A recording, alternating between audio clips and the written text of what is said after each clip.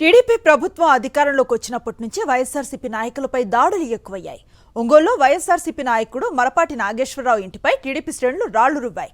ఇంటిని ధ్వంసం చేశాయి. గత 2 రోజులుగా దాడులు చేస్తున్నారని మండిపడుతున్నారు. ఇలాంటి దుశ్చర్యలకు పాల్పడితే సహించేది లేదన్నారు వైఎస్ఆర్సీపీ నాయకులు. మాది మరాఠీపాలెంలో సొంత నివాసం. మా ఇంటి పక్కనే రౌడీ షెటర్ పెరుగు చిరంజీవి అనే అతను రాత్రి రోజు మార్చి రోజు నైటు తాగి 2-2:30కి భయభ్రాంతులను చేస్తూ చేతిలో ఆయుధాలు పెట్టుకొని తిరుగుతూ ఒక 4-5 రౌడీలతో రోజు మార్చి రోజు ఈ విధంగా మా ఇళ్ల మీదకి వచ్చి దొమ్మి చేస్తూ ఉన్నాడు. మేము ఓర్పుతో సహనంతో 2-3 రోజులు సహించి 3వ రోజు సిఐ గారి సమక్షంలో వెళ్ళి తెలియజేసామంటే జరిగింది.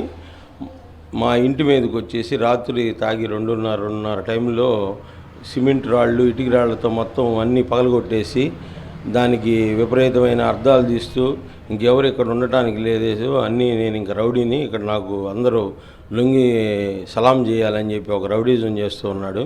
దాని మీద మా ఇంటిని కూడా సర్వం మేము ఇప్పుడు కోల్పోయాం. నీళ్ళు లేకుండా మొత్తం పగిలిపోయింది. దానికి నష్టపరిహారం అన్నీ కూడా ప్రభుత్వం వారు ఇవన్నీ గమనించి అతని మీద చర్యలు తీసుకోవాలని కోరుతున్నాం.